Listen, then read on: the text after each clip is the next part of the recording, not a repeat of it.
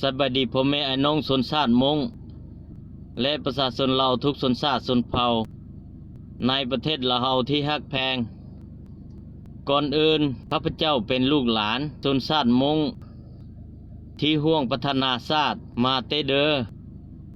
ได้เสียสละเสียเลือดเสียเหงื่อเอาชีวิตเละพื้นแผ่นดินประเทศเรานี่มาเมื่อรัฐบาลลาวแดงและเวียดนามเจ้าอาณานิคมใช้อำนาจระบบเผด็จการขายชาติขายแผ่นดินละเมิดสิทธิมนุษยชนเฮ็ดแต่สิ่งชั่วร้ายการตุญัวโลกหลวงต่อประชาชนลาวและประเทศลาวมื้อนี้ข้าพเจ้าและชนชาติมงจะบ่ยอมและบ่ทนอีกต่อไปข้าพเจ้าและชนชาติมงจึงได้ลุกขึ้นมาเรียกร้องความเป็นธรรมปลดปล่อยสิทธิของชนชาติมงและประชาชนลาวทุกชนชาติชนเผ่าซึ่งเป็นเจ้าของประเทศอย่างแท้จริงเพื่อให้ได้สิทธิเสรีภาพมีเอกภาพมีความเสมอภาพและได้รับอิสรภาพจากรัฐบาลลาวแดงและเวียดนามเจ้าอาณานิคมเท่านั้นเมื่ออดีตมาฮอดปี 1975 ประเทศลาวมีพระเจ้ามหาชีวิตมีเจ้าของประเทศตั้งแต่ปี 1975 เป็นต้นมารัฐบาลลาวแดงและเวียดนามได้ยึดครองปกครองประเทศลาว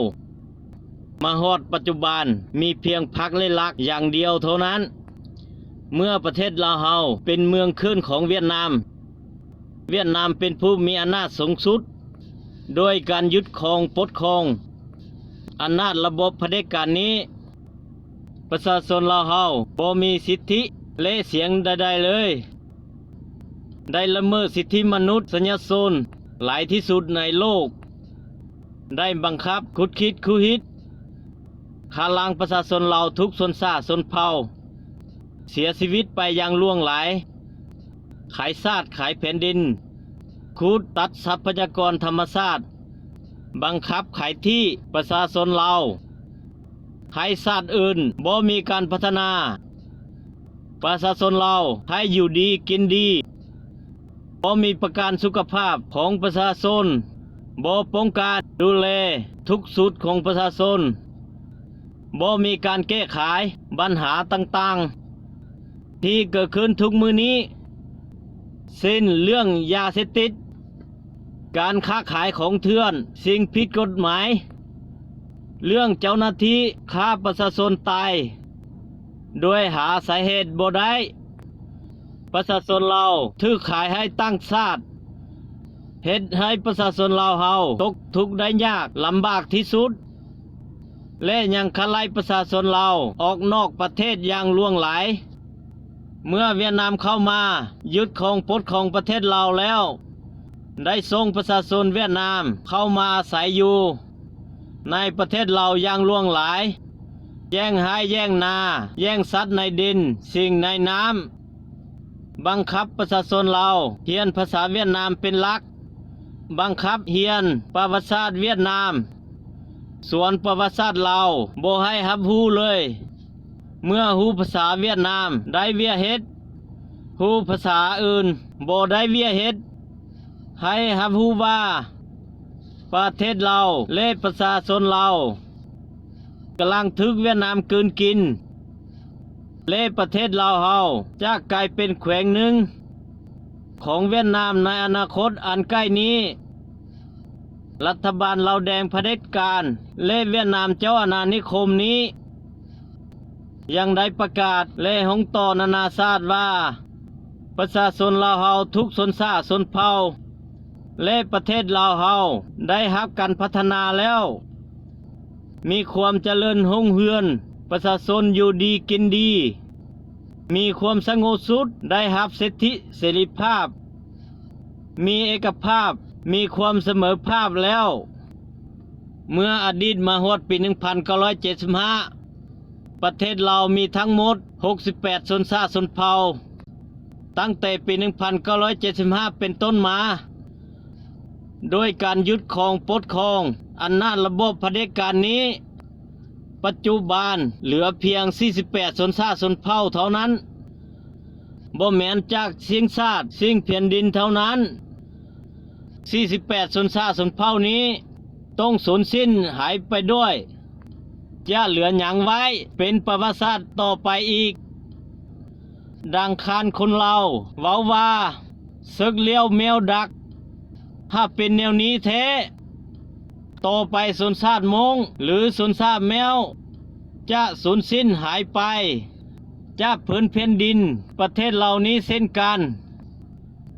ชนชาติมงเราเฮาได้ห่วงพัฒนาชาติมาแต่เดิน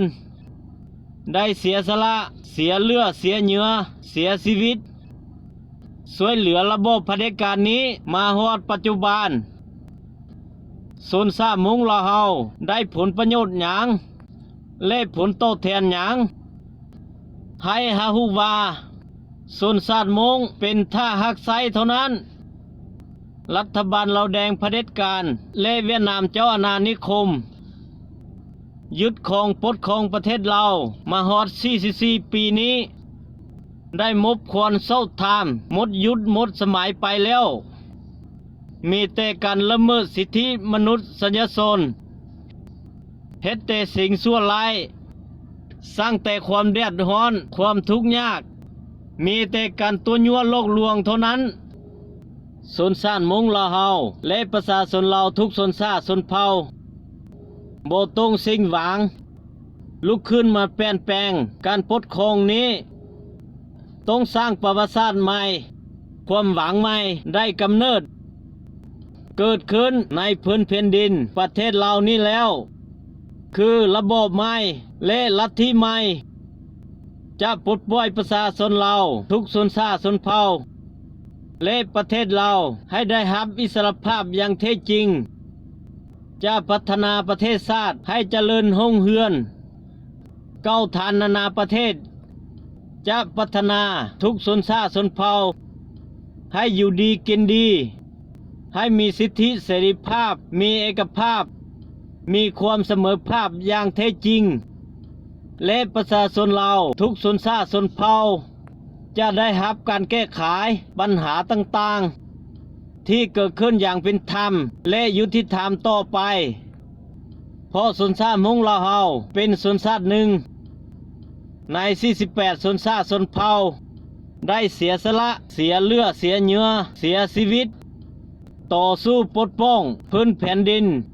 ประเทศเหล่านี้มาหลายยุคหลายสมัยจึงมีสิทธิความชอบธรรมถือกฎหมายสาประชาชาติลุกขึ้นมาต่อสู้ขัดไล่รัฐบาลเราแดงเผด็จการและซาอื่นผู้มายึดครองปกครองประเทศอื่นด้วยผิดกฎหมายสากลออกไปอย่างเช่นเมื่ออดีตขัดไล่จักรพรรดิฝรั่งเศสยึดครองประเทศเราต่อมาขัดไล่จักรพรรดิอเมริกาปัจจุบันนี้รัฐบาลเราแดงเผด็จการและเวียดนามเจ้าอาณานิคมสมัยใหม่นี้ต้องขัดไล่ออกไปเช่นกันสุดท้ายนี้ขอเรียกร้องชนชาติมงและทุกชนชาติชนเผ่าที่เหลือในพื้นแผ่นดินประเทศเหล่านี้ต้องตื่นตัวลุกขึ้นมากูดซ่าต่อสู้เพื่อสิทธิของตนเองซึ่งเป็นเจ้าของประเทศให้ฮาฮูว่าประชาชนเราจะสูญสิ้นหายไปจากโลกใบนี้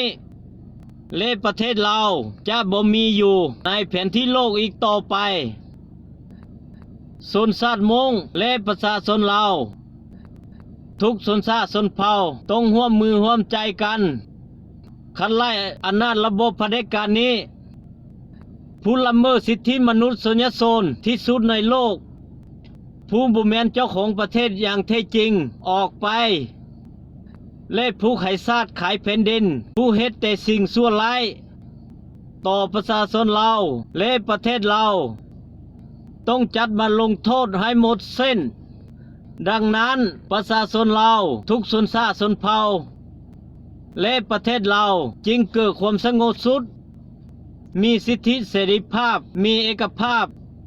มีความเสมอภาพและจะได้รับ อิสรภาพหลุดพ้นจากความเป็นทาสใต้อำนาจการยึดครองปกครองของรัฐบาลเราวแดงเผด็จการและเวียดนามเจ้าอาณานิคมนี้ขอขอบใจที่ฮักชมฮักฟังกรุณาช่วยแชร์ให้ประชาชนเราฮักฮู้ทั่วกันวันที่6 เดือน 6 2019